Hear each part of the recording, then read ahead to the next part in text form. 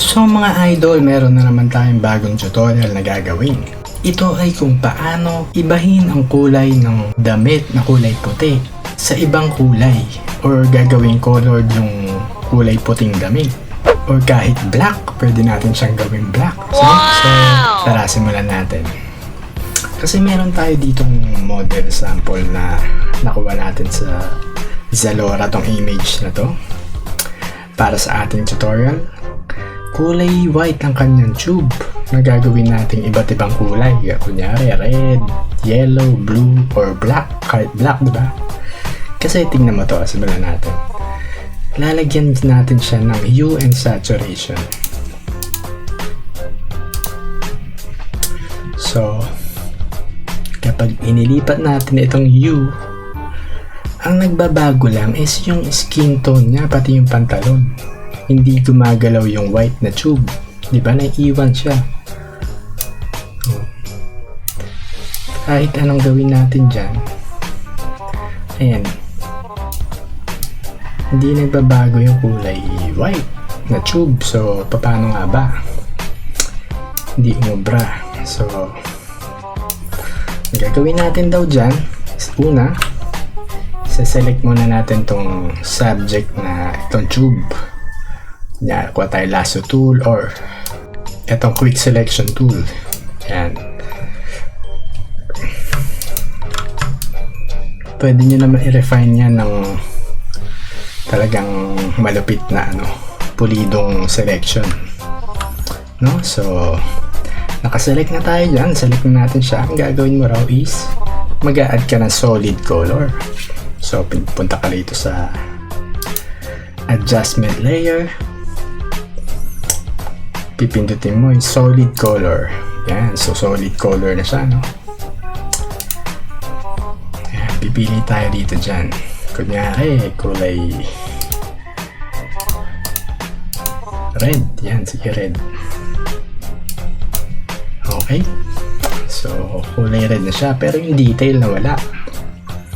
Paano ngayon ang gagawin natin dyan? So gagawin natin is blending option. So blending option daw, gagawin mong multiply. Yan, so medyo nakita na yung details, So sa normal, flat na walang detalye, parang kinulayan mo lang siya. So pag ginawa natin multiply, ayan, kita yung lukot ng damit o detalye. Yan, so after nyan, kailangan natin yung shadow na maging visible pa. So mag-a-add tayo ng curve layer, curves. So yan, yari, darken natin. So sumasama yung subject.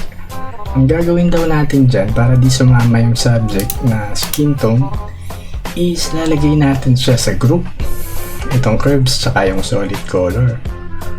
So select natin yan, solid color tsaka yung curves, control. So select na sila, diba? Tapos right click, control G, group layers. Yan, so nasa group na sila.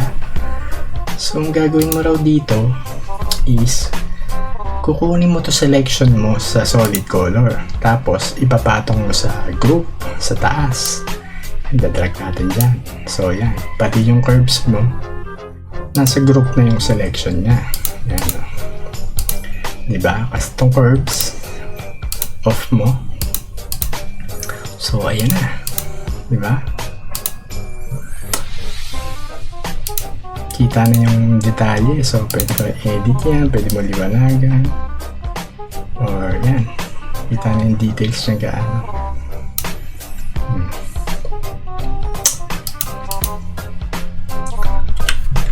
So kung kulang pa, pwede mo lang i-refine to.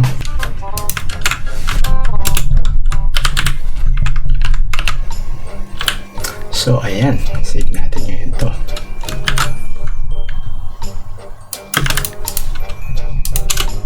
Pwede yung white naging iba kulay na, no? Tapos pwede natin siyang palitan. So click natin ulit sa solid color. Kunyari yellow, or anong tawag dyan, mint green ba yan? Yan, neon green, no? natin. Tapos change the color. So pwedeng blue, light blue. Yan, maganda yan. Or even black. Mga kulay black. Ingatan dito yan. Ako po. So, kapag ganyan daw, huwag kang select ng solid black kasi may detalye yan eh. Kaya medyo sa middle ka lang. Medyo kita pa yung yung kanyang texture. So, yan. Pagka nandito ka na sa gray, ang gagawin mo naman daw is yung curves na lang i-adjust mo para maging black siya. Ibababa mo pa siya ulit. Ayan. So, yan. Medyo may detail pa siya. So, di ba?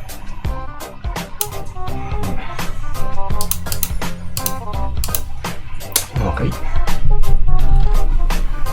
Ito yung before and after. So, kailangan daw ng highlights niyan. So, gagawa tayong bagong curves layer sa loob ng group. So, i-increase natin ito para may highlight siya. Yan. Tapos, double click mo daw to curves. Yan, nandito na tayo sa layer style. Tapos, itong black na ito, underlying layer is i-adjust mo siya para yung highlights lang yung madagdag. So, ayan, parang ganyan kunyari. Tapos, para maging smooth yung selection, ipipress mo yung Alt, ihihilain mo ngayon to. Ayan, hilain mo siya. Kanya, nagkaroon siya ng parang depth. So, pag wala, pag meron, pag wala, pag meron. So, pwede natin yung opacity.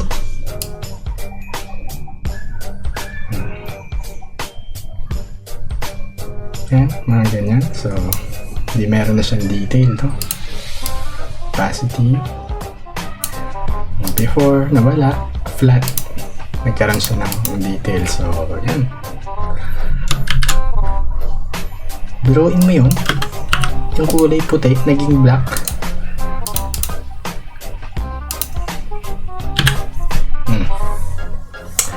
So, ano pa ba? Kulay pink. Pwede rin, di ba? Tapos tanggalin mo lang itong detail na to.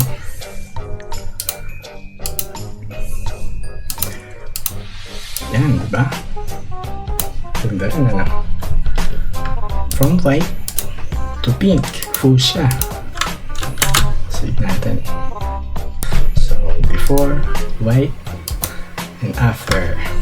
Iba-iba na siya ng kulay. So, okay ba? Maliwanag ba? Kung may natutunan kayo, don't forget to like, share, and subscribe para sa mga tutorials na gagawin natin. Or pwede rin kayo mag-suggest kung anong gusto nyong tutorial ang ipagawa. Gagawa natin siya ng content or video.